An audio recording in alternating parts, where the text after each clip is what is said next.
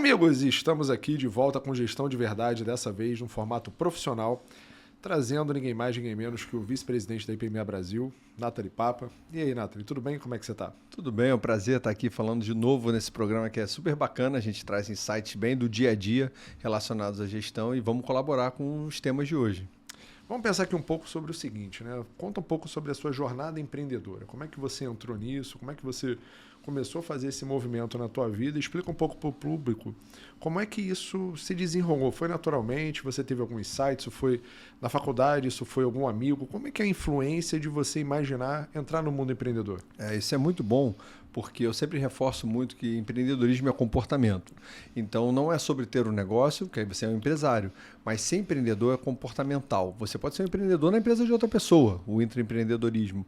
Você é empreendedor nas iniciativas do dia a dia, no teu comportamento do dia a dia, naquela inquietude de ir num lugar e já ficar imaginando, cara, o que ele podia fazer para melhorar aqui, o que ele podia aumentar faturamento, o que ele podia inserir no cardápio desse restaurante, enfim. E aí você... Acho que isso é meio natural, mas também é uma habilidade que pode ser treinada, claro, né? E o que eu fui percebendo foi isso. Quando eu fui fazer eu fiz economia, né, na formação, e depois, quando eu fui fazer o MBA em gestão empresarial, eu fui vendo as disciplinas que a construção no TCC era um plano de negócio, e eu vi, caramba, dá para aplicar na vida real, dá para eu realmente abrir um negócio e trazer essas características do comportamento empreendedor para o dia a dia. E fui, acho que, treinando essas habilidades, que eu não sei se são natas ou podem ser treinadas, ou as duas coisas. E dali eu fui percebendo que era isso que eu queria fazer, ajudar empreendedores também a formalizar essa jornada, para de alguma forma trazer um conhecimento estruturado para que eles consigam atingir seus objetivos de uma forma muito clara. O empreendedorismo é muito forte no Brasil, mas muito forte o empreendedorismo de necessidade, né? As pessoas se viram nos 30, dão aquele jeitinho, e o jeitinho brasileiro é muito bom nesse sentido, tem outros problemas também, mas no sentido empreendedor tem muito da inquietude do querer fazer. E aí, como organizar isso sistematicamente, eu acho que ainda é um grande desafio no Brasil. Então a gente vê como é que eu aplico conhecimento, realmente que seja prático, aplicado para o dia a dia, para aproveitar desse jeitinho, aproveitar desse comportamento empreendedor e gerar resultado. Então, realmente ter um plano de aplicação. Então, fui vendo isso, gostei disso, e aí, em paralelo, fui complementando minha jornada profissional. Na época, eu trabalhava num banco, no departamento de risco, que tinha muito de empreendedorismo relacionado, quando a gente tinha que mensurar risco das empresas, riscos de geração de caixa futura, enfim, muita coisa relacionada a isso também. Então, fui percebendo que era isso que eu gostava de fazer, complementando minha formação com mestrado, doutorado nessa área de administração e comportamento humano e como isso impacta a tomada de decisão e o ambiente econômico de maneira geral, e organizando essa jornada. E aí a IPMA entra, acho que bem nessa linha, né? Como é que você... Eu consigo ver, mas eu queria também ver a tua opinião. Como é que você vê a IPMA conectando, por exemplo, nessa jornada empreendedora, ajudando a sistematizar conhecimento prático e aplicado para quem quer empreender, para quem já empreende, seja, de novo, no próprio negócio, na vida ou onde quer que seja? Quando a gente olha de empreendedorismo, né, eu achei bem legal a tua colocação, a gente acaba entendendo é que o empreender é ter uma ideia nova de como otimizar os recursos que você tem no seu entorno. Como é que você amplia a capacidade do ambiente. Seja olhando aqui nesse podcast o que poderia fazer melhor nesse estúdio, seja olhando para um restaurante, seja olhando para uma padaria, seja olhando para uma refinaria de petróleo, né? Então esse movimento de expansão absolutamente natural que você colocou é o que em empreendedorismo você vai chamar de empreendedorismo, em gestão de projetos você vai chamar de gestão da projeção, ou seja, eu vou fazer uma projeção e dentro dessa projeção eu vou ter que gerir como chegar até lá. A IPMA trabalha basicamente com 3 grandes pilares. Ela trabalha entendendo qual é o negócio, ou seja, aonde está a margem, como é que funciona, quais são os padrões, qual é a legislação vigente, o que é importante, como é que funciona as relações de poder e interesse dentro daquele setor. Existem setores que são protegidos pelo próprio governo, existem setores que você não vai conseguir entrar porque as barreiras, né, de entrada são muito grandes, tem players muito concentrados, e aí você vai ter que criar uma disruptura em cima daquilo ali. Você tem na outra ponta as pessoas, né? Talvez um dos maiores dificultadores que a gente tem hoje de crescer a empresa, né, é você ter uma mão de obra efetiva. Pessoas que queiram pensar junto contigo. E esse movimento do empreendedorismo, ele fomenta esse empreendedorismo, mas todo mundo pensa que é fácil ter estômago para poder empreender, né? A gente vai falar muito sobre isso aqui durante o programa. E aí você tem que criar uma ponte entre as pessoas e o negócio. E aí são as práticas de gestão. Aqui no Brasil, o nosso jeitinho, né, a gente tem alguns fatores que fazem com que a gente não seja bom planejando. Né? Primeiro, você consegue ter 3 grandes super safras por ano. Né? Então, o ciclo, né, natural nos países desenvolvidos leva com que o planejamento seja necessário para a sobrevivência. Aqui no Brasil, você não precisa ter esse planejamento para a sobrevivência numa terra que tudo dá. Você tem um cenário recente, de menos de 30 anos, de hiperinflação. Então, fazer um planejamento não funcionava. Então, você tinha que fazer tudo quase que de maneira dioturna, rápida. E essa tomada de decisão, ela ainda perdura até hoje nos gestores das organizações. Então, faz com que o planejamento ele acabe sendo subdimensionado, ou às vezes até negligenciado, em prol daquele que bota a mão na massa e resolve o problema. Né? São os famosos bombeiros organizacionais, né? Que aqui se confunde competência com velocidade. Né? E você tem um terceiro ponto, o brasileiro ainda é avesso, né? Embora muito, talvez um dos povos mais conectados às redes sociais, ainda é avesso em uso de sistemas de informação, porque de alguma maneira não foi trabalhado para isso na sua base. Então, quando você olha para esse movimento de empreendedorismo e de gestão de projeto, a gente está falando basicamente no fenômeno muito parecido, que é a capacidade de ampliar qualquer sistema que seja. Quando você fala de empreendedorismo no sistema social, né, numa empresa, quando você fala de projeto, o conceito amplia um pouco. Né? Por que amplia um pouco? Porque eu posso estar falando de projeção, posso estar falando do design de equipamento, do design de uma refinaria, da parte de engenharia, do sistema de informação. Então, acho que a palavra do empreendedorismo, né, o conceito do empreender, ele está ligado às organizações. Quando você fala do conceito de projeto, aí você pode estar falando também de design. Então, acho que tem esse grande diferencial. Eu acho que conecta muito, porque para o empreendedor é muito importante o MVP, né? Aquele mínimo produto viável, e a gente vai conectar isso muito com gestão de projeto, porque eu preciso que tenha uma sistematização das ideias, porque o empreendedor muitas vezes é criativo. Uma das características do empreendedorismo é a criatividade. Mas como organizar essas ideias? E aí tem um ditado muito bom que é a melhor forma de ter uma boa ideia é ter muitas ideias. Beleza, mas como validar a ideia? A pessoa normalmente não começa e pensa, caraca, tive uma ideia muito ruim, vou fazer.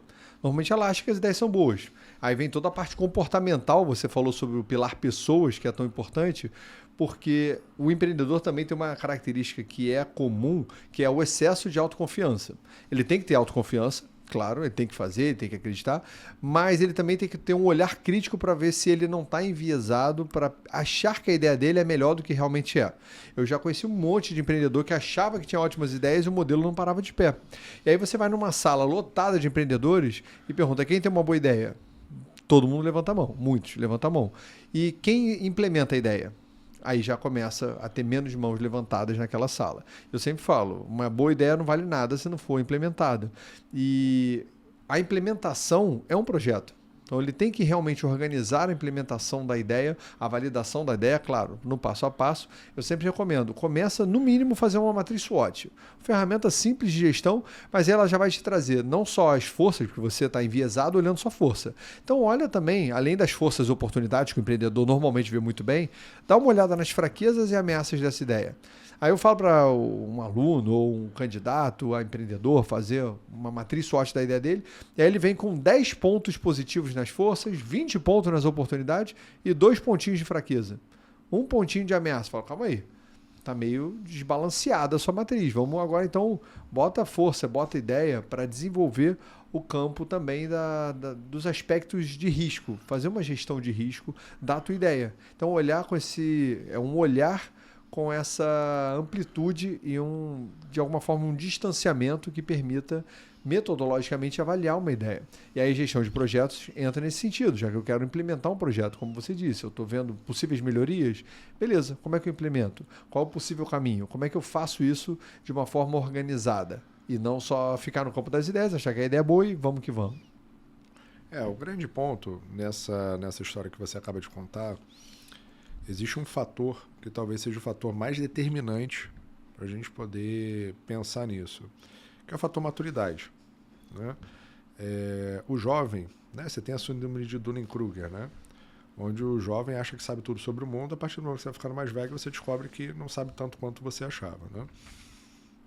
Eu brinco que é o idiota útil que acha que sabe muito. É. Né? E para quem não conhece o Dunning-Kruger, é isso. Quanto menos você conhece, mais autoconfiante você está sobre aquele assunto sem realmente ter informação de base para isso, né? Exatamente. Então, o que a gente vê hoje, isso é crônico na sociedade, né? Em várias vertentes, em vários pontos que a gente observa, a sociedade hoje ela tem uma capacidade de julgamento monstruosa sem capacidade de discernimento sobre o que ela está julgando, né? Então, quando você vai para um negócio, quando você vai para um projeto, quando você vai para implementar, você precisa ter um passo a passo que é muito simples. A ideia tem que ter começo, meio e fim. Se você quer abrir um novo negócio, você tem que saber como é que você entra, como é que você fica e como é que você sai. Esse simples pensamento, né, ele já vai eliminar 95% das ideias que você tem. Então, assim, a ideia para mim, a tonelada vale 5 centavos. Então, eu vejo os empreendedores, eu comecei minha jornada empreendedora, estava aqui lembrando antes da gente fazer esse programa, comecei lá em 2006, né? Eu trabalhei montando uma feira chamada Rio Mix. Fiz aqui dentro desse shopping onde a gente está, aqui no Città. Depois eu fiz no Terra Encantada. Na época, inclusive, eu levei minha atual, né? Minha esposa para lá, enfim, para poder... Vamos, quase 20 anos nessa história.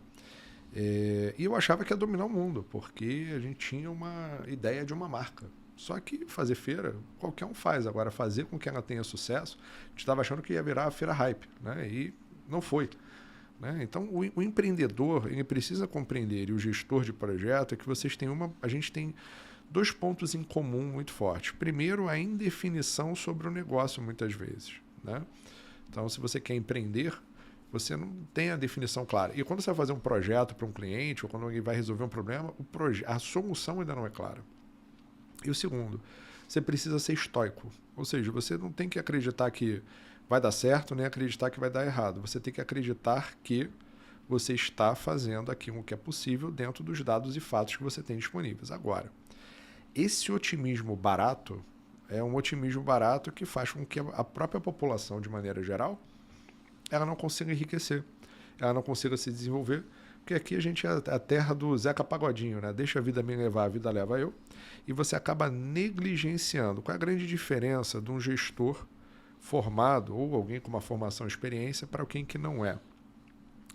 É quando você descobre que o simples fato de existir pode fazer com que o negócio esteja à beira de quebrar. Então, quando você trabalha com essa visão de que eu preciso sustentar o negócio, é aí que começa a brincadeira. Isso você ganha com o tempo. Como é que foi isso para você? Como é que você passou por esses processos?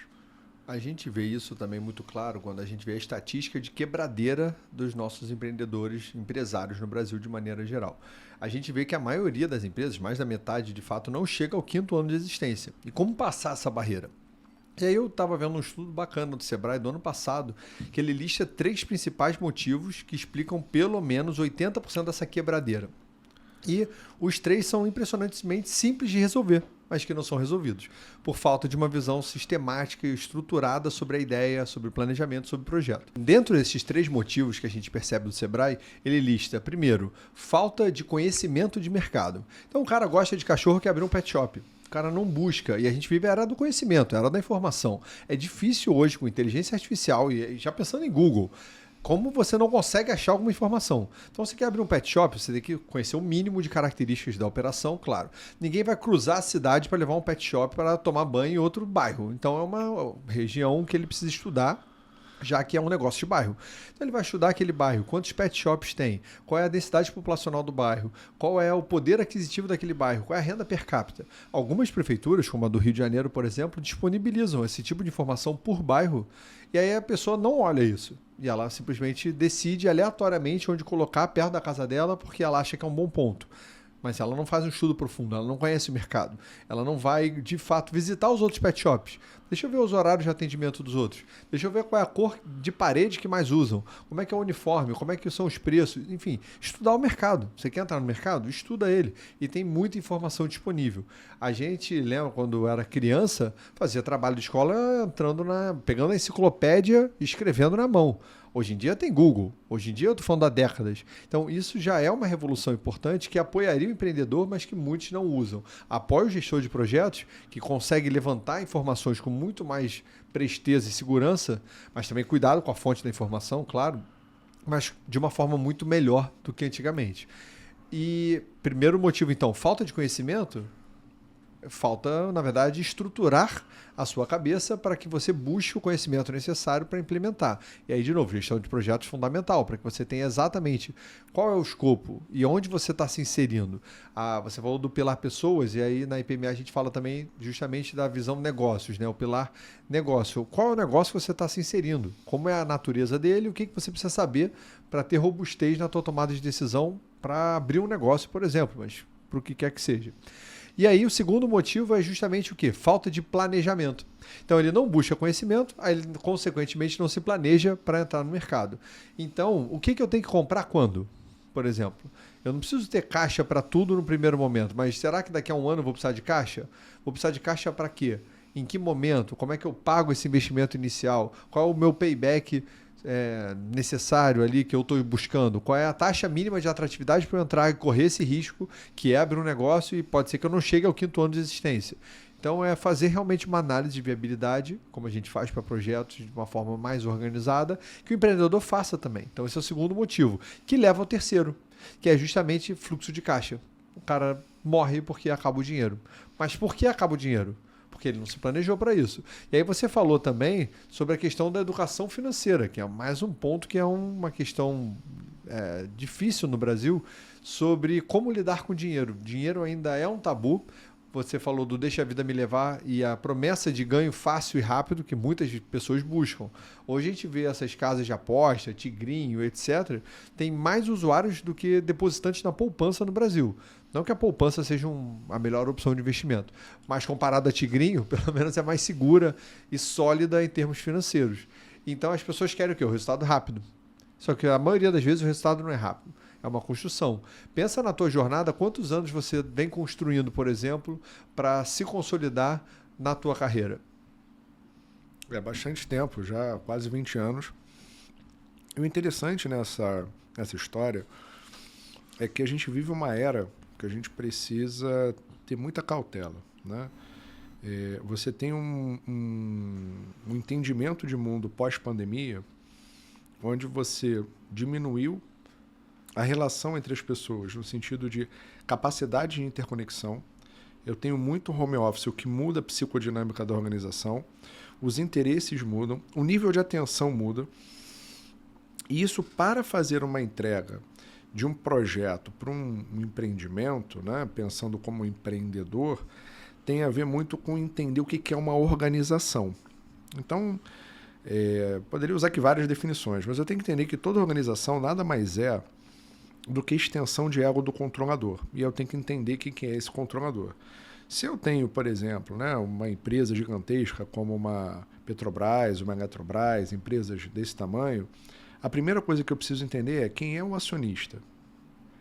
Quem é que manda? Quem é o dono do capital? Né? Porque eu costumo brincar que opinião sobre empresa grande é igual a técnico da seleção brasileira. Né? Todo mundo acha que pode dar uma opinião para falar qual é a escalação. Mas você tem ali interesses, né? E essa é uma das competências, inclusive, da IPMA. Você tem uma lógica de poder e interesses que ela tem que ser observada. Então, se eu tenho um acionista que é um governo, a lógica soberana ela vai sobrepor a qualquer outra lógica, né? A soberania de operação daquele país. Se eu tenho um fundo, né, de pensão, a tomada de decisão é lenta e perene. Eu tenho que pensar a longo prazo previdenciário. Se o dono principal for um banco, a tomada de decisão é diferente. Tem que olhar banco da onde, né? Se for um banco americano de investimento, ele quer ganho quick win para ontem. Então a primeira coisa que eu tenho que entender, né, quando eu vou trabalhar com gestão de projetos, né, essa parte que você falou de negócio, tem que entender o seguinte: organização e extensão de ego do controlador. Primeira coisa, qual é a composição acionária? Porque isso vai ditar qual é a tomada de decisão dos projetos dentro da organização. Segundo ponto, como é que funciona esse conselho de administração, que é a segunda camada? A função do conselho de administração é montar a estratégia, né? São os especialistas de mercado, onde aquele que é o dono do dinheiro escolhe para poder representá-lo e dizer qual é o direcionamento que o negócio vai ter. E eu tenho a grande função do conselheiro de administração é escolher uma diretoria executiva, ou seja, alguém que vai dar direção e execute, né? ou seja, o CEO, né, numa linguagem de dia a dia, que vai operacionalizar a estratégia. E aí você vai ter o nível estratégico, tático, operacional e vai funcionar como a gente conhece, né, nas pirâmides de tomada de decisão, né, organizacional. Então, a tomada de decisão em um projeto ela começa muito antes de eu concordar ou não com o meu diretor executivo ou com o meu nível de diretoria. Quando eu vou para o empreendedorismo, e esse é um grande ponto para a gente conversar, eu sou o dono do capital muitas vezes, ou tenho um sócio, que aí talvez seja um cenário bastante complexo, a gente pode falar sobre isso um pouco. Eu monto a estratégia e eu mesmo executo a estratégia que eu mesmo montei, ou seja, eu tenho o risco do capital, eu mesmo monto a estratégia para o uso do risco. Como eu não tenho, né, alguém para poder filtrar, eu passo a ser o eu-keep, essa é a função básica do empreendedor, ele começa a tentar arrumar o avião na medida que ele está andando, que ele está voando. Ele já parte para decolar sem ter uma garantia, porque qual é a grande diferença dos dois? Né? Investidor, ele não bota dinheiro em certeza, ele bota dinheiro em risco. Isso a gente pode explorar agora um pouco, até pela tua formação em banco e entendimento nesse processo. O empreendedor, ele bota dinheiro na incerteza. Como é que você enxerga isso, até falando sobre o ponto de vista de avaliação de risco, de avaliação de crédito nas organizações? Como é que você enxerga esse movimento? Isso é muito importante porque há alguns pontos aí. Primeiro, da parte de educação financeira, é pensar sempre no tripé: liquidez, rentabilidade e risco. E aí o empreendedor, por necessidade, na maioria das vezes, não mensura. Primeiro, liquidez. Botar o dinheiro no negócio normalmente não é tão líquido. Então, putz, o negócio não deu certo, vou ter que me desfazer dele? Normalmente a gente pensa em plano de contingência, mas não é rápido. Ou não é rápido ou não é barato. Você vai ter que, vamos supor que o negócio não deu certo, você tem que desmobilizá-lo, vai levar um tempinho. Então não é algo super líquido. Liquidez no sentido de em quanto tempo você transforma um ativo em dinheiro. Risco alto, como a gente já disse aqui, mais da metade das empresas não chega ao 5º ano de vida. Só que o empreendedor autoconfiante não acha nunca que ele vai estar, que nem aquele, isso nunca vai acontecer com a minha família, nunca acontece lá em casa, mas acontece, pode acontecer com qualquer pessoa. E a questão do retorno previsto. Então, tanto nessa linha, as pessoas vão, de novo, em tigrinho e etc., porque a aposta de quê? Retorno rápido. Retorno muito garantido. Mas não é garantido, o risco é enorme. A maioria das pessoas perde. Por isso que, inclusive, existe a empresa, porque se todo mundo ganhasse, a empresa nem existiria. O cassino não existe, todo mundo ganha. É simples assim. E as pessoas não mensuram risco. Elas só olham o pequeno caso de alguém que ganhou. Mas pô, meu vizinho, meu amigo tá ganhando dinheiro pra caramba no tigrinho, vou entrar. E aí acaba que ela não faz uma gestão de risco real. As empresas têm um pouquinho mais de processo estruturado nesse sentido, mas é um pouquinho mesmo, porque a gente sempre tem que lembrar que atrás de qualquer PJ é uma pessoa física. Então, não existe pessoa jurídica independente de pessoas físicas. Então, esse pilar, que eu acho que é o grande diferencial, inclusive, da IPMA, quando a gente fala muito sobre o fator humano, ele é fundamental, porque o sucesso de qualquer projeto está também relacionado ao gestor. Você estava falando sobre a extensão do dono do capital ou do dono da estratégia, e acaba que quem está na ponta, você pensando no estratégico e no tático, o operacional, ele não pode estar distante. Porque se ele está distante, ele está executando uma estratégia que ele nem sabe do que se trata. E ele vai entregar bem? Ele vai gerar realmente ali as pequenas ações que vão trazer o resultado esperado lá no âmbito estratégico? Possivelmente não. E hoje a gente vê organizacionalmente falando um distanciamento gigante entre quem está no topo e quem está na operação. E aí é muito estranho, né? Porque quem está na ponta normalmente é quem está em contato com o cliente. E aí você deixa a pessoa mais distante da estratégia, mais perto do teu cliente, mais perto da capacidade de geração de resultado. Então tem que conectar essas partes, né, da empresa. Mas como você disse, o empreendedor, ele é o estratégico, ele é o tático, ele é o operacional, muitas vezes. E aí ele também se perde. Ele tem na cabeça dele o ideal, mas muitos não conseguem executar o que ele mesmo planejou. Então você vê como, de novo, falta a sistematização das ideias, falta a projetização da ideia dele para que ele consiga botar isso de forma organizada, porque senão ele se perde, por mais que ele saiba qual é a estratégia. E aí, eu participando de tutorias para suporte a empreendedor, iniciativas desse tipo, eu sempre falo, tenta botar qual chapéu você está naquele momento. Você está no momento de definir por exemplo, qual é a coleção de brincos que você vai lançar e desenhar a peça, ou você está no seu momento vendedora que está participando de uma feira e está conversando com o cliente. Então, o seu insight que você vai ter conversando com o cliente tem que te abastecer de informações para pensar na próxima coleção, com certeza. Mas você também tem que aproveitar que você criou uma coleção e saber vender o storytelling na hora de estar lá na ponta. Então tem que conectar. Por mais que você seja o Wellkeep ou fazendo várias atividades, é tentar entender quais características você tem que, de alguma forma, desenvolver no momento que você está com cada chapéu. E aí volta lá, o terceiro motivo da quebradeira é fluxo de caixa. É falta de controle financeiro, é falta de realmente organizar seus números. Porque a gente sabe que, historicamente, muitas pessoas têm dificuldade com matemática. Então, ela negligencia essa parte. Como se, não, isso aqui é chato, não quero fazer. E aí alguns falam, não, eu faço o fechamento do mês. O que adianta você, no financeiro, fazer um fechamento do mês se o mês inteiro já passou? Tarde demais. O número foi construído no dia a dia. Você vê depois de 30 dias o que aconteceu. É legal olhar o passado, é importante para tentar, de alguma forma, planejar o próximo passo, mas você não pode esperar um mês inteiro para isso. Você tem que ir fazendo isso ali, como você disse, trocar a roda com o carro andando, e eu perceber no primeiro dia que o meu planejamento não se deu. Mas eu não fiz o planejamento por dia, então como é que você vai perceber? Então, aí volta naquele ciclo do PDCA, né, que a gente faz um planejamento, a gente tem que executá-lo, verificar se o que eu planejei realmente se deu e tomar ação constantemente. Aí é um ciclo, né, que se retroalimenta. Não é achar que, fiz aqui meu planejamento da empresa para o ano. Aí bota ele talhado em pedra, 10 mandamentos de Moisés? Não pode. Teu planejamento não pode ser estático. Você tem que ter uma linha de direção, claro, um objetivo, claro, mas que também pode mudar, desde que você não fique mudando toda hora. Se você for parar para ver, você quando era criança, o que você queria ser quando crescesse? Você foi o que você imaginou? Quantas guinadas você já deu? Algumas. Então pensa que o teu objetivo pode não ser o mesmo ao longo de 30 anos. E tudo bem, desde que você tenha um direcionamento claro. Agora, os teus valores mudaram? Não. Teus princípios mudaram? O que você acredita mudou? Não. Isso é o principal. E até pode mudar um pouco, tudo bem. Mas é aquilo, não é para ser a metamorfose ambulante, mas também não é para achar que teu planejamento está cravado em pedra, porque senão você fica parado sem perceber as tendências de mercado. Imagina se você fez um planejamento para a parte educacional e você não aproveita de inteligência artificial, não aproveita da internet. Não dá, você vai ficar defasado.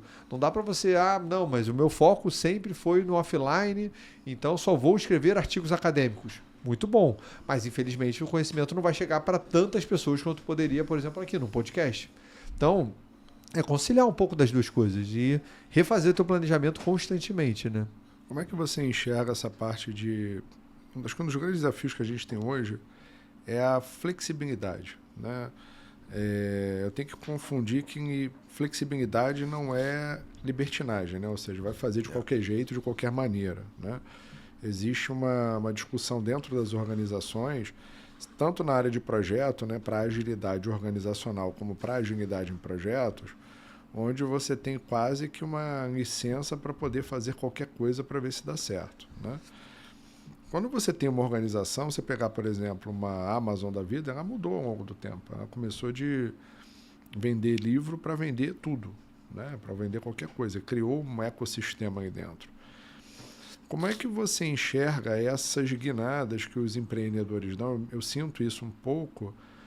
Eu, particularmente, eu faço a mesma coisa desde que eu me entendo por gente, né? Então, por mais que eu tenha começado num cargo muito operacional, né, como entregador de cópia no centro do Rio, eu tive uma evolução muito rápida nesse processo, tive a oportunidade de trabalhar com atendimento muito rápido, trabalhar com atendimento de essência até eu conseguir chegar para trabalhar com implementação de softwares ERP, que foi a minha grande virada. Eu fiz isso muito jovem, com 21 anos, a partir de então trabalho com projeto. Então eu tive uma sorte nesse movimento. Mas muita gente não tem essa constância, né? Já empreendi na área educacional e venho empreendendo, mantenho o mesmo ritmo no processo, mas tem muita gente que não consegue fazer essa pegada, como o exemplo que eu dei aqui no começo, até falando da minha tentativa de criar um empreendimento para criar a Real Mix lá para poder vender, né, roupas achando que ia fazer alguma coisa muito diferente. Como é que você vê isso na vida do empreendedor, essas mudanças? Você teve já essas mudanças na sua carreira? Como é que você conta um pouco dessa história para as pessoas entenderem que todas as histórias são válidas, desde aquela que você se mantém ou aquelas que você muda. O grande ponto é você entender o porquê. Conta um pouco dessa tua jornada. Isso é muito importante, porque quando a gente olha gerações anteriores, a gente via o cara trabalhando 50 anos na mesma empresa, se aposentando naquela empresa onde ele teve a experiência profissional, e esse era o guia do sucesso. E funciona para algumas pessoas, tudo bem. Mas a gente tem que ter cuidado também com o excesso da inquietude, porque as novas gerações já ficam 3 meses e pulam para outro, pulam 3 meses e pulam para outro, sem ter uma visão realmente organizada de onde elas querem chegar ou o que elas estão construindo de forma de carreira. E aí, muitos se perdem. Também é um cuidado que tem que se ter. Não precisa ser 8 ou 80, mas claro, cada um vai ter a sua particularidade. E não importa qual é a atividade. Você pode ser o melhor entregador de cópia e almejar algo melhor. Que aí vem de novo a questão do empreendedorismo. O comportamento empreendedor está sempre buscando melhora. Ele não quer piorar um processo, ele não quer piorar a utilização de um recurso. Pelo contrário, ele está tentando ali otimizar como é que eu consigo um resultado melhor. E aí, com isso, você vai se destacar. Porque hoje, naturalmente, eu acho que falta bom senso. Eu acho que a principal característica humana faltante em equipes é o bom senso. Mas como contar com o bom senso coletivo? Não, é difícil.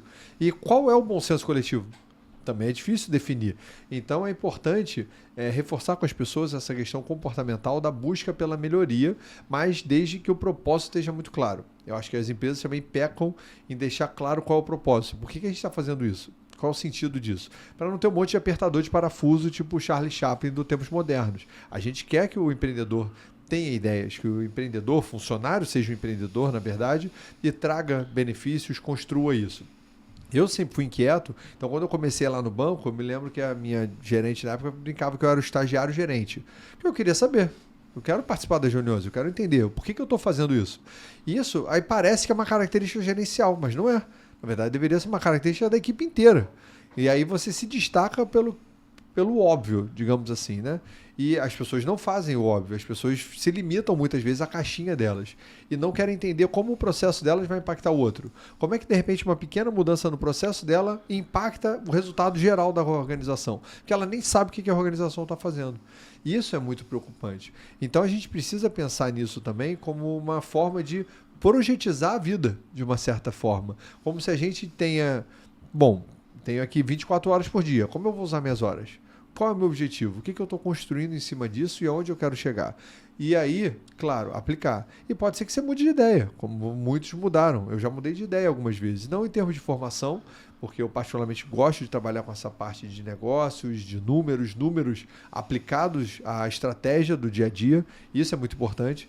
Eu, quando chego para dar uma aula de financeiro, muita gente se limita ao quê? A DRE, fluxo de caixa, etc. Eu falo, não, calma aí, primeiro a estratégia.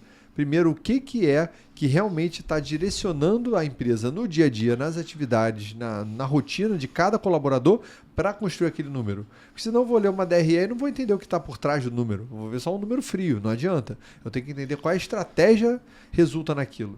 Então, pensando na Apple, né? Eu vou pegar para fazer a análise do balanço da Apple. Eu vou ver que o giro de estoque da Apple é muito alto, é muito rápido. Por quê? Porque eles trabalham todo no storytelling do lançamento do produto. Então, quando o produto chega na loja, a tendência dele é já ter gerado um desejo e o produto gira muito rápido. Então, quando eu vejo o giro de estoque, por exemplo, da Apple e comparo com a Samsung, eu vejo que tem uma diferença grande, e aí eu começo a ver, tá, mas por quê? Por causa da estratégia, por causa do lançamento, por causa da comunicação que eles constroem. E aí você vai falar, putz, então eu tenho que olhar o marketing antes de olhar o número? Sim, que aí você vai ver o número e você vai ver, claro, faz sentido com o que eles almejam fazer. E muitos financeiros se atêm só ao quê? Ao número. Mas é importante a gente fazer esse paralelo para tudo.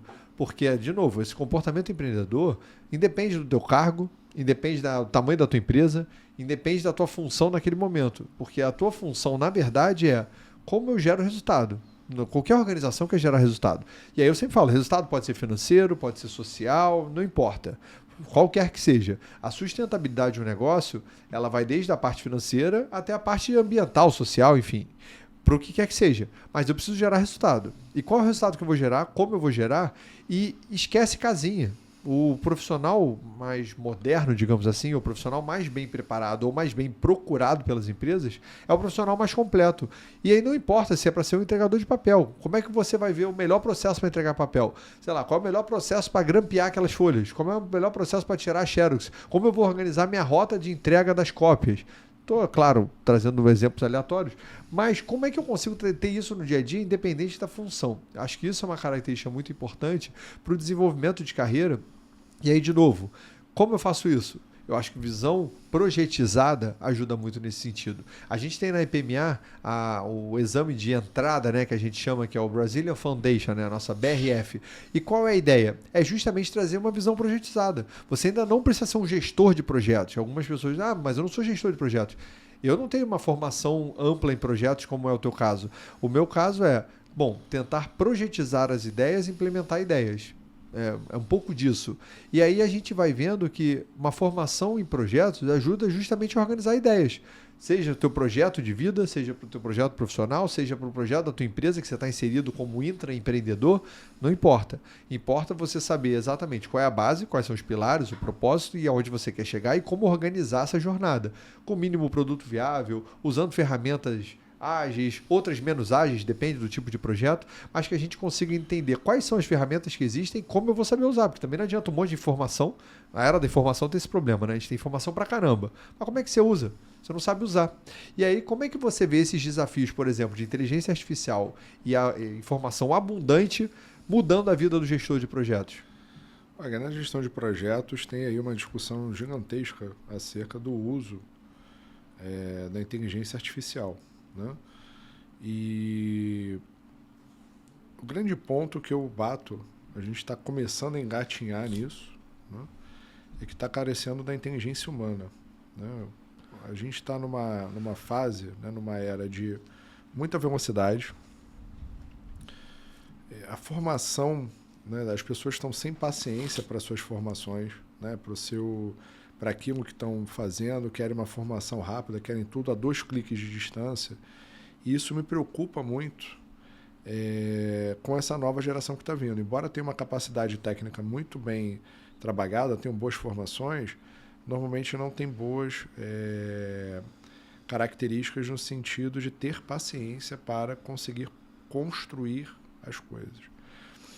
E isso faz com que a gente, nessa geração de ansiosos, a gente tenha projetos com muitas falhas. Para você ter uma ideia, em megaprojetos hoje, só 1,5% dos megaprojetos no mundo dão certo, em termos de prazo curto. Então, tem 98,5% dos projetos no mundo falham em definição de requisito, em integridade, em uma série de fatores, né, que acabam fazendo com que custe mais caro, né, que leve mais tempo para ser feito. Qual é o ponto que é importante a gente entender nesse movimento? A IPMA, quando você fala sobre a parte de pessoas, ela começa com autorreflexão e com o entendimento de quem você é. Então, quando você olha para o Kahneman, né, para a teoria do prospecto, cada um vai ter um grau de percepção de risco diferente do outro. Né? Então, existem pessoas que precisam olhar o seguinte: o meu grau de percepção de risco é que eu não quero correr risco, eu quero ser empregado. Tá tudo bem.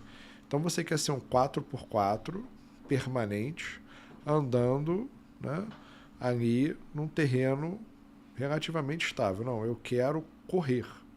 Eu não posso querer correr e ser um 4x4. O que eu estou dizendo dentro dessa história, às vezes a gente quer velocidade, mas a gente não tem capacidade para suportar isso.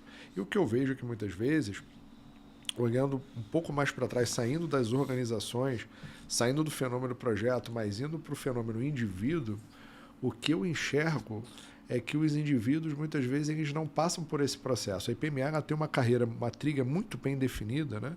A gente tem a IPMA Brasil Foundation, que foi criada com base no que é feito na Alemanha, é uma certificação válida, única e exclusivamente no Brasil, que é para te falar sobre o conhecimento. Depois você tem uma nível D, né, que você é um associado em gerenciamento de projeto, que é uma certificação global, onde você afere o conhecimento daquele indivíduo, de que não precisa ter experiência, mas conhece bem o referencial de competências. São 29 competências, chama-se ICB, que é o Individual Competence Baseline, da IPMA. Depois eu tenho uma certificação que é baseada em conhecimento, né, e entrega. Né? Para você construir uma carreira, você precisa de 3 grandes pilares. Né? E esses 3 pilares eles precisam andar juntos. O primeiro é você ter experiência. Você precisa se expor. Né? Ninguém começa a criança para andar no velocípede tem que ir no velocípede e cair. Né? Você quer andar de bicicleta, você vai ter que subir na bicicleta. A criança quer começar a andar, ela não pensa, esse negócio de andar não é para mim. Né? Ela tem que trabalhar em cima disso.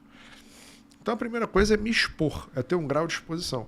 E a maioria das pessoas elas não querem se expor, porque elas têm medo da correção, elas têm medo de passar vergonha, elas têm medo de alguma maneira de não fazerem a entrega. A gente ainda tem muito amarrado, por conta do nosso sistema educacional, o complexo do gabarito. Né? Que é o que é o complexo do gabarito? O professor faz uma prova, você faz uma prova contra o gabarito e você pontua, né? Você passa a sua primeira e segunda infância toda até a sua adolescência, num sistema altamente competitivo onde errar é feio. Né?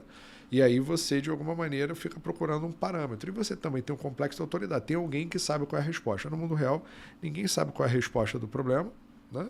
Para poder resolver e não tem um gabarito. Né? As coisas vão depender aí de uma heurística que você vai descobrir. Então, quando você tem esse primeiro movimento da experiência, a pessoa tem medo de errar, porque case, principalmente administração, toda a minha formação foi na área de administração, até eu ir agora para a área de psicologia, você ganhou o case do Google, mas você não sabe quanto o Google sofreu para chegar onde ele está. Né? Você ganhou o case da Amazon, você não faz ideia do que aconteceu para chegar até lá. Você ganha da Tesla, você emite opinião sobre, né, o Elon Musk sem fazer a mínima ideia do que esse cara deve ter sofrido para poder chegar aqui onde ali. E entender que boa parte das estratégias é uma combinação entre aquilo que você planeja e aquilo que emerge. Né? É o que a gente chama de estratégia deliberada e emergente. Então, o primeiro passo para você desenvolver a robustez do profissional é a experiência. O segundo passo é a qualificação, ou seja, eu vou fazer cursos, vou me desenvolver, vou me conhecer. Eu preciso nutrir a minha mente, assim como eu nutro o meu corpo, né, com bons alimentos, o meu espírito com uma religião que você tenha, eu preciso nutrir na minha mente, ou seja, quais são os aprendizados que eu vou ter. A faculdade ela não te prepara para a vida, ela te prepara a aprender. Né? Você tem um processo. O que você tem eu vejo muita discussão sobre devo não fazer uma faculdade. É claro que você deve fazer. É absolutamente natural que você tenha que fazer. Não porque ela vai te preparar para a vida, mas ela te diz o seguinte: primeiro que você tem uma responsabilidade, você entende como é que funciona o mercado de trabalho, tem hora de entrada, tem hora de saída, tem entregas para ser feitas, tem prazo. Você tem uma metodologia de aprendizado, ela é baseada em projetos. Né? Inclusive os ensinos mais modernos são baseados em projetos. Né? Ou seja, você fazer uma integração, não é só aprender matemática pela matemática, mas é matemática junto com português, junto com geografia, enfim, você tem uma estruturação em cima disso, então você precisa se qualificar. A qualificação hoje ela é infinita. Né? Hoje você tem microlearning para tudo que é lado, você tem de um outro lado, né, os influenciadores digitais que começam também a fazer esse microlearning, começam a fazer uma migração. Você precisa fazer o que te apetece, desde que você faça alguma coisa. Né? Você precisa, de alguma maneira, do movimento. O Einstein tem uma frase que eu gosto muito, que ele fala que a vida é igual bicicleta, se você parar, cai. Né? Então você precisa ter esse movimento. Não é acertar, não é um gabarito, é continuar tentando. A vida não é sobre o acerto, é sobre o processo de desenvolvimento. E aí você tem um terceiro pilar, que é a certificação, que é onde a gente cai aqui na IPMA. A certificação ela serve única e exclusivamente para te dizer que você está de acordo com o padrão internacional, que alguém dali tem um tempo de validade, ou seja, alguém vai te observar daqui a algum tempo, e isso garante para o investidor, no caso da certificação de gerenciamento de projeto, que aquele indivíduo que está botando a mão no dinheiro dele para construir, seja um restaurante, seja uma plataforma de petróleo, é alguém que é capaz de entender o que é o negócio, entender qual é a cultura das pessoas que estão voltadas ali e entender como é que eu vou fazer uma ponte entre as pessoas e o negócio, que é quais são as práticas de gestão que eu vou ter para poder fazer a entrega. Então, o que eu entendo nesse movimento que a gente olha hoje é que as pessoas, eles olham lá os influenciadores, um Pablo de Marçal da vida, no Reels de... A gente hoje está na geração dopamina, né? A gente tem uma geração que ela está buscando o hedonismo exagerado, né? Onde você vê um Reels de 30 segundos ou de 1 minuto, aqui um dali te motiva, você se compara, né? Porque hoje o pessoal fala, se você não é jovem, tem 25 anos, 30 anos, não é milionário, você é uma alga mongoloide, né? E eu passo que na vida real, né? Boa parte dos milionários, né, daqui que construiu carreira, ele consegue construir depois de 60 anos de idade. São números, mais do que provado. Menos de 1% deles conseguem, com menos de 40, acontecer self-made. Então, quando você começa a olhar uma deturpação, para mim, eu tenho que andar um pouco para trás e olhar o seguinte, né? E a dica que eu daria para a gente poder trabalhar em cima disso. A mãe da infelicidade é a comparação. Então, as redes sociais, elas trouxeram para essa nova geração, né, uma legião de pessoas que estão conectadas ao celular, querendo se espelhar em pessoas que, para chegarem aonde estão, se é que estão, não me cabe julgar, mas aparentemente estão ali no movimento de sucesso, trilharam um caminho longo para estar ali, né, tiveram ali um esforço, e aí elas querem pegar uma câmera. Hoje, como você tem uma barreira de entrada pequena para o mundo digital ou para o que quer que seja, elas querem pegar isso e transformar isso em algo que é instantâneo. É a geração do duplo clique, né? Só que, né, na minha geração, que é um pouco mais antiga do que a sua, eu tinha que esperar na Band, né, na Rede Manchete, passar lá o Jaspion, e se eu perdesse o Jaspion às 5 horas da tarde, eu só ia assistir, sei lá quando, porque perdeu o episódio, você não tem o Netflix, né? Então você tem uma geração hoje que está tudo na mão. Você tem ali para mim, sair para comer na rua, né, era um evento. Hoje você pede o iFood e tudo vem até você. Então a gente tem uma geração preguiçosa, porque não tem as mazelas, né? Você tem toda uma facilidade dessa nova geração, mas que está acostumado com tudo muito na mão, que não tem paciência, que acredita que nasceu em Krypton, e que são altamente vaidosos e pouco preparados para lidar com pressão. Então, quando você fala sobre o ambiente projeto, falando do lado psicológico, assim como do empreendedor, eu quero que a gente explore um pouco isso, a pressão é o que faz a diferença. Porque o projeto é um empreendimento onde você vai entrar numa realidade, alterar aquela realidade para amplificar a capacidade daquela realidade, né? Só que aquela realidade está posta, as pessoas não querem mudar. Então, quem trabalha com projeto, assim como quem trabalha com empreendedorismo, trabalha contra o status quo, trabalha contra o mundo, né? Então, quando você vai fazer um projeto, você tem as pessoas lá rodando com as suas áreas, mais de 95% das organizações são matriciais, você tem suas áreas funcionais e você aparece com um projeto onde normalmente você vai ter que, como gerente de projeto, pedir recursos para as outras áreas, né? Você forma uma estrutura temporal, uma estrutura perene. E aí, se você tem pessoas que não têm essa formação de entender tempos e movimentos, relacionamento, que as coisas não acontecem na velocidade que se quer, você tem uma geração de frustrados. É a geração que eu brinco de sessão da tarde, que via lá que o nerd, né, era maltratado e depois ele, por alguma milagre da natureza, virava o herói e acha que isso na vida real vai acontecer. Não vai.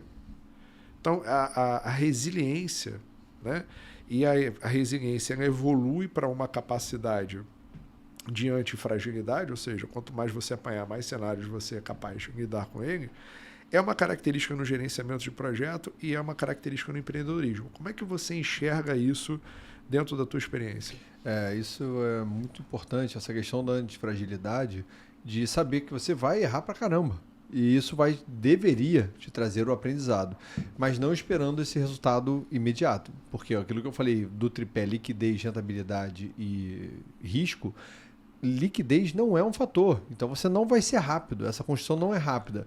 Você pode contar em poucos dedos as empresas que surgiram do nada e deram super certo. Não é. Ah, mas a Nvidia cresceu pra caramba em 12 meses. Sim, mas é uma empresa de décadas. Agora, nos últimos 12 meses, cresceu pra caramba. Mas as últimas décadas não foram assim. Mas ela já visualizava onde ela queria chegar. Claro, a inteligência artificial talvez não estivesse tão bem definida, mas ela já sabia, bom, que componentes ela quer trabalhar, enfim, acreditando naquilo como perspectiva. O Warren Buffett, como você disse, a maior parte da riqueza dele foi depois de 60 anos. O cara está com 90 e pouco. Aí sim, construiu muito. Mas foi uma base, né? Com 60 anos ele começou a construir, mas também que fosse tudo bem. Mas ele começou a construir jovem para começar a ter resultado depois de décadas. E a gente vê inúmeros casos assim, mas as pessoas olham só o resultado final. Então, que seja o Pablo Marçal. Olha os vídeos iniciais dele. O cara está lá há anos e anos na internet e agora, tudo bem, está tendo suas visualizações. Mas no final da linha, as pessoas acham que foi do dia para a noite. A gente olha a pessoa lá saradona na internet, acha que ela ficou assim 3 meses. É um processo de educação alimentar com ela mesma, de rotina de exercício, de compromisso com o que ela quer. E aí o extremo oposto também. A gente olha aquele programa Quilos Mortais, né? E o pessoal com 300 quilos. Aquilo foi do dia para a noite. E aí nesse programa tem o Dr. Nau, né? Que é o cirurgião bariátrico. E ele fala, olha só, você não emagreceu em um dia. Você não engordou em um dia, você não vai emagrecer em um dia. Então calma, a gente vai fazer um processo. Mas você tem que se comprometer com a jornada. Porque está aqui, está na tua cabeça. E aí como se comprometer se você não acredita de verdade? Eu uso também uma outra ferramenta muito fácil para a meta, que é o formato SMART. A meta tem que ser específico, tem que dar para medir. Ela, de alguma forma, tem que ser atingível, porque a meta também muito distante de você desmotiva. A meta muito fácil, deixa para depois, você procrastina. Ela tem que ser importante para você. O R de relevância é muito importante, porque se não for importante para você, você vai deixar de lado. Porque a gente vive com tanta coisa nova e é bombardeado com ideias e etc., que a gente acaba deixando de lado. Então tem que ter uma boa gestão, do tempo. E aí, o que eu vou priorizar para aquele objetivo que eu tenho? Esse objetivo está claro? Eu sei exatamente? Às vezes as pessoas não sabem. E eu me coloco nessa situação 1000 vezes. Qual é o meu objetivo com isso daqui? É o que eu gosto de fazer? Então, às vezes eu pego, por exemplo, um projeto que não vai me remunerar, ou me remunera muito pouco, mas que traz uma satisfação pessoal muito boa.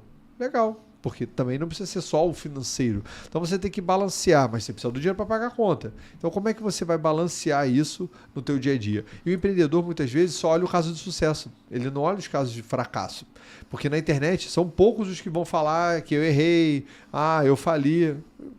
Quebrar é normal. Eu já quebrei negócios, você já quebrou negócios, eu sei. E é normal, é o aprendizado. O que você aprendeu com isso? Esse é o principal. Porque a partir daí a gente constrói a antifragilidade. A partir daí eu estou mais preparado para o próximo problema que eu passar, porque eu vou passar.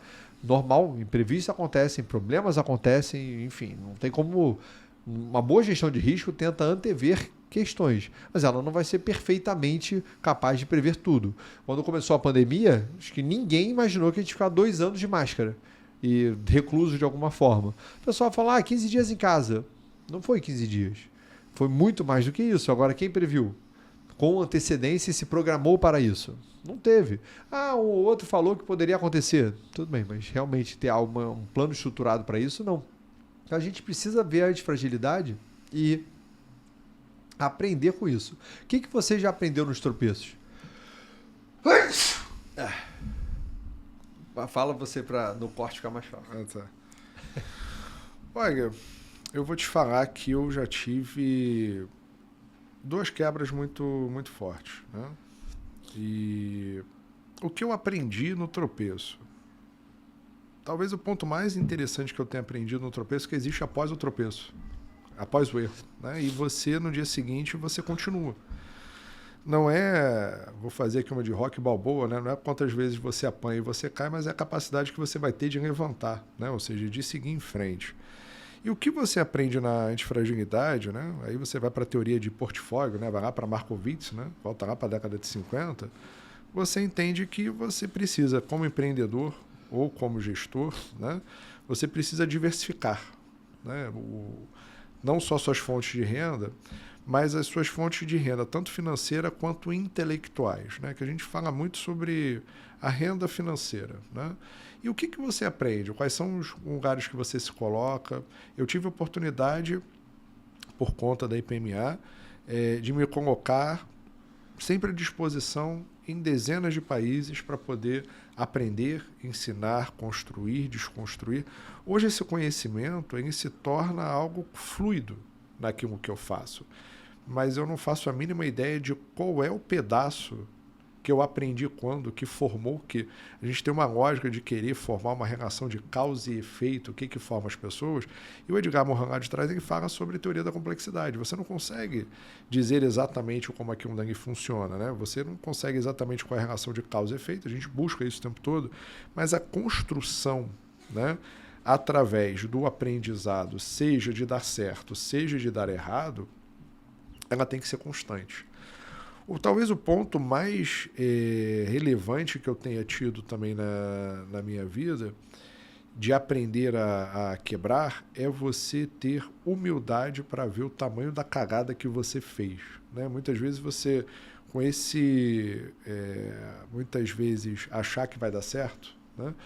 É interessante também colocar aqui para quem estão nos assistindo, né? Muita coisa que a gente fala não é teoria escrita no livro, é prática vivida. Né? E aí, um dos pontos que eu estou fazendo agora na minha vida, depois de 20 anos de experiência, é explicar um pouco, passar um pouco desse meu aprendizado. Foram mais de 100 projetos já vividos, centenas também de empresas já visitadas, seja fazendo trabalho, seja observando, mais de 10 mil alunos. É trazer uma visão clara ou contribuir com a visão que eu tenho sobre o como você estruturar a sua carreira. Né? Um dos pontos que eu tive mais forte para poder me reestruturar foi ter mentores, foi ter pessoas na minha vida que eu podia contar, conversar, me dar um entendimento, que já passaram pela quebra. Então, assim, um ponto extremamente relevante para o desenvolvimento, né, da carreira, da minha carreira, daquilo que eu entendo como ser um profissional, tem a ver com você ter humildade intelectual de saber que você não nasceu em Krypton, não é o melhor do mundo. Você pode ser inteligente, e quanto mais inteligente a gente mais tendencioso a ser arrogante a gente se torna.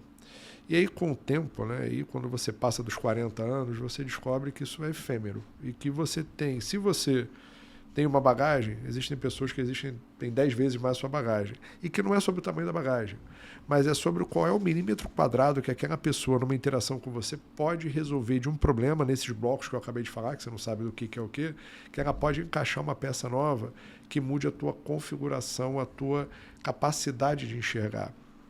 E dentro desse processo de amadurecimento, entender se o gerenciamento de projeto, assim como o empreendedorismo, é para você ou não. Porque às vezes a gente insiste em colocar diesel num carro que é gasolina. Ele não vai funcionar. Como é que você enxerga essa fluidez, essa maturidade ao longo do tempo? Como essa história de mentoria, como é que isso te ajudou? Como é que, de alguma maneira, eu posso ter te ajudado no seu processo de desenvolvimento? Como é que você enxerga isso? Isso é muito importante, porque em projetos também a gente fala muito sobre lições aprendidas. E qual o objetivo de ter uma lição aprendida? Não errar a mesma coisa. Porque muitas das coisas se repetem. Então, se você não percebe aonde você está errando, você vai continuar errando. A criança, como você disse no exemplo da bicicleta, ela vai ter que tentar, ela tem que andar, mas ela também tem que ver. Por exemplo, estou caindo porque eu estou puxando mais para cá, eu estou, de alguma forma, me posicionando mal na bicicleta. Isso é aprendizado, é tempo. Então vai criando-se uma carga ali mental que vai guardando essas informações. Até para isso tem um mentor para ajudar a enxergar, né? Quem? O pai está lá segurando, a mãe está lá segurando, alguém está lá ajudando. E ó, você está com a coluna torta, se posiciona melhor. E aí você vê, por que as pessoas fazem terapia? Por que as pessoas contratam consultoria? Porque a visão externa ela tem uma vantagem competitiva absurda, que é não estar inserida no problema. Então, é óbvio que qualquer pessoa, mas você avalia meu problema e não fala do seu. Sim, porque o seu é mais fácil de eu ver, porque eu estou de fora. É muito mais fácil do que eu olhar o meu. E o psicólogo faz isso, o consultor empresarial. Às vezes eu chego para fazer um trabalho desse e eu penso, putz, mas é óbvio que eu estou falando, mas como é que ninguém consegue perceber? Porque eles estão tão inseridos no dia a dia, na rotina, etc., que não percebe. Então o mentor, ele alia alguns fatores, né? O primeiro, lições aprendidas, que aí ele soma não só as dele. Claro, por isso que é importante, quando eu falo de uma mentoria, você tem que buscar mentores muito capacitados. Você está falando 20 anos de carreira, você já passou por diversas organizações. Isso faz com que você tenha uma casca de lições aprendidas que, de repente, alguém em outro cenário não está tendo. E não é só sobre tempo, é sobre a intensidade desse uso. Ah, mas eu estou há 20 anos na empresa. 20 anos fazendo a mesma coisa, então é o equivalente à experiência de um ano, porque você replicou um ano durante 20 anos. Então não adianta, você não acumulou experiência, lições aprendidas, enfim, por aí vai. Então pensar nisso como a mentoria vem numa linha do que o psicólogo faz por você, o que um consultor faz pela empresa, o que um mentor pode fazer por você no sentido profissional. Muito amplo, porque ele acumula as lições aprendidas, que é o fundamental para que não tenha mais erros, e que a gente aprenda com esse erro e saiba adaptar. Caraca, naquele cenário, naquele contexto aconteceu isso. Mas quais são as variáveis que podem impactar uma outra situação? Então, a visão externa, de novo, contribui para isso. Quando a gente estuda em economia, tem uma matéria que é do capeta, que é a econometria. Por quê? Ela tenta pegar variáveis e ver qual é a causalidade entre as coisas. Então, até que ponto, por exemplo, diminuir a taxa Selic afeta a taxa de desemprego no país? Não é uma relação tão direta. Agora, são várias variáveis, são, na verdade, centenas de variáveis. Agora, como mexer um pouquinho nessa, um pouquinho na outra, um pouquinho na outra, um pouquinho na outra, traz o melhor resultado. E é difícil pra caramba. É uma matéria difícil, inclusive na vida é mais difícil ainda. Porque eu vejo às vezes o empreendedor fala: ah, eu tenho esse item aqui no meu cardápio, esse copo aqui, pô, quase não vende, vou tirar ele de linha. Mas não vende por quê? São quantas variáveis que podem impactar a venda de um produto? Você está expondo ele bem? O preço está adequado? Entre várias outras. Ele ajuda a vender outras coisas? Ele ajuda a vender, outras coisas ajudam a vender ele. Enfim, são também dezenas de variáveis. Mas normalmente ele olha o quê? Não vendeu, vou tirar. Mas calma aí, você aprendeu o porquê então não vendeu? Que você tire. Pode ser que a conclusão seja essa. Mas você vai tirar, e aí? O próximo que você vai botar? Você vai mudar a estratégia? Ou você só vai botar um outro copo lá para achar que vai vender? Não dá.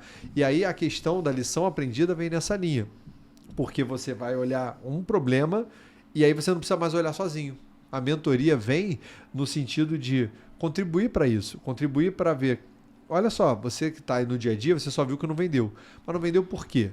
Porque o teu fluxo de cliente na loja diminuiu, porque de repente você não está com um ambiente atrativo para isso, seja online, sei lá, estou pensando aqui de maneira hipotética, mas a visão externa já bate de cara nisso. Porque o dono do negócio, ou o dono da carreira, o dono da própria jornada, ele tem dificuldade de olhar para si. Então ele tem que parar para ter a ajuda de alguém. Isso é muito importante. A terapia é muito importante, a consultoria é muito importante. Cara, de tempos em tempos, para fazer isso. E a mentoria vem nessa linha, para ter alguém para te ajudar, como você está se propondo, ajudar a olhar a tua carreira, porque você está inserido no dia a dia. Você está ali trabalhando às vezes pra caramba, e aí você pensa que intensidade é resultado, e a pessoa de fora consegue ver, claro, olha só, esse aqui não é o direcionamento, acho que você está se afastando do teu propósito, acho que se você fizesse isso aqui teria um resultado mais efetivo. É que nem o professor na academia. Por que tem professor na academia e quem malha com personal sente uma diferença? Porque o cara está dedicado a olhar só você, e é um olhar externo. Mas o próprio professor da academia vai corrigir um movimento errado. Aquele movimento errado pode te lesionar, mas você não faz pensando, vou fazer aqui errado. Você faz achando que é o certo. E aí, de novo, vem o olhar externo, com lições aprendidas, com bagagem para compartilhar com você o que pode ser construído. Você, no teu processo de mentoria, você consegue trabalhar e mostrar isso para diferentes setores? Porque algumas pessoas acham, mas, Rafael, você trabalhou hipoteticamente muito na área da saúde, como é que você vai me ajudar aqui na área de petróleo? Porque os conhecimentos se repetem. Eu vejo nessas aulas ou suportes empreendedores que eu estou ali ajudando, cara, é sempre a mesma.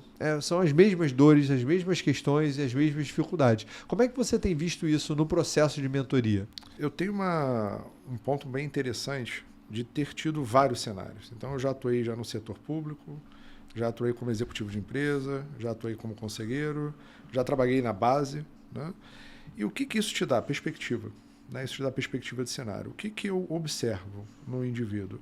Eu tenho que entender qual é o momento dele, onde ele está, qual é o negócio. Eu uso exatamente o tripé da IPMA. Eu entendo qual é o negócio que ele atua, o que ele está fazendo, como é que é a dinâmica da empresa que ele está, qual é a dinâmica desse indivíduo, como é que ele funciona, como é que ele opera, e eu vou criar um caminho para ele, para que ele possa trilhar, um caminho técnico, para que ele chegue onde ele quer. Então, quando eu penso numa pessoa com um projeto de desenvolvimento, desenvolvimento de vida, nessa mentoria durante um ano, eu penso aonde ele quer chegar, ou seja, qual é o negócio, o que ele quer fazer. Eu quero mudar de carreira, eu quero internacionalizar, eu quero ser promovido, eu quero deixar de ser executivo para ser empreendedor. Então, primeiro eu começo com o porquê. Por que eu estou aqui? Né? O como e como são fases que vêm em seguida. Então, você tem pontos de entendimento de relacionamento humano, como é que essa pessoa está se relacionando em casa. Então, eu começo no indivíduo. No indivíduo, eu tenho que entender qual é o ecossistema dele. Você tem, basicamente, 2 grandes ecossistemas. Família, nuclear, família e familiares, e o teu negócio. Você pode colocar um terceiro, que é um pilar, amigos. Né? Entender como é que é a sua estruturação social. Para depois a gente entender como é que você se comunica com o mundo. Entender suas redes sociais, como é que você opera, o que você quer. Então, tudo começa com o porquê. Por que eu estou fazendo aquilo ali? Então, a minha capacidade de trazer essa minha percepção e talvez uma experiência muito única dentro do que eu faço, hoje, não só dando aula no Brasil quanto no exterior, eu dou aula nas melhores universidades, nas melhores faculdades de negócio do Brasil. Isso é muito raro. Por quê? Porque as pessoas escolhem uma opção. E eu gosto de ter a pluralidade. Eu gosto de trazer o que é plural. Eu gosto de trazer, ter perspectivas diferentes. E eu gosto de fazer perguntas. Talvez por isso eu seja um pesquisador. Então, a minha mentoria ela tem um foco em ajudar as pessoas a se encontrarem desde que ela queira. Então, eu comecei a destravar, né, muito por um acaso, com o tio Uli, né, nosso amigo em comum, que eu conheci na Dom Cabral, Ulisses Dias, deixo aqui meu agradecimento.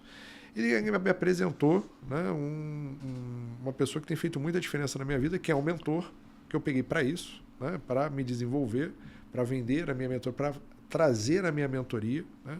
Eu tinha um pouco de preconceito disso, porque eu olhava para a internet e falava assim, poxa, um monte de pessoas aí desqualificadas, que não tem essa capacidade, vendendo ideia, vendendo sonho. Conteúdo raso, muitas vezes. Conteúdo raso, eu fiquei ali me sentindo numa situação de estar me botando vulnerável.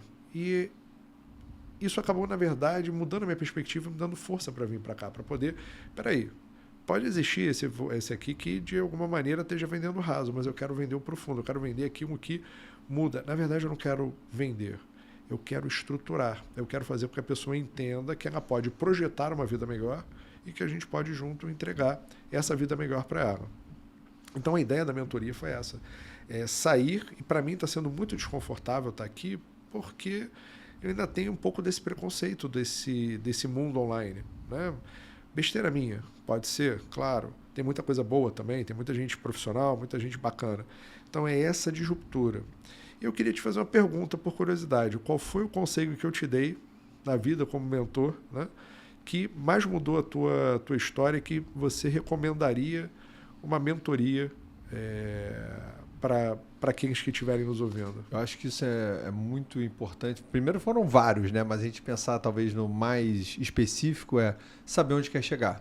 Isso é o fundamental. Você, claro, foram vários caminhos, a gente já tem uma jornada de tantos anos juntos, mas mesmo assim, talvez destacando né, para ficar um encerramento, com certeza ter uma visão clara de onde chegar. Você sempre foca muito nisso, você sempre reforça muito isso, porque isso vai ser aplicado para muita coisa. Mas se você não sabe onde quer ir, qualquer caminho serve, né? Já diz aí a famosa frase. Então a gente precisa ter um caminho definido. Onde eu quero chegar? O caminho, na verdade, pode até variar, mas você já sabe o destino. Eu acho que isso é o mais importante. O que você quer como construção? O que você quer deixar de legado? Também é muito importante. E aí o legado seja para filho, seja para você mesmo, não importa. Cada um vai ter seu cenário, né? Seja para deixar para o seu gato, mas o que você quer realmente construir, onde você quer chegar. Acho que esse é o principal conselho que eu posso trazer de aprendizado, mas que em anos e anos foram tantos e tantos que a tua visão externa eu acho que é muito positiva. Então a gente fica às vezes ressabiado com essa questão da internet, tanto conteúdo raso, e como colocar realmente um conteúdo que faz diferença. Porque faz diferença na vida das pessoas. Elas só têm que perceber a diferença que faz e acreditar nisso. Acho que é o principal. A gente encerra aqui, né? Esse programa tem o nome de Gestão de Verdade, não por querer trazer a verdade sobre a gestão, mas mostrar por trás dos bastidores como é que funciona a gestão de verdade, no dia a dia. Nátali, muito obrigado. Obrigado.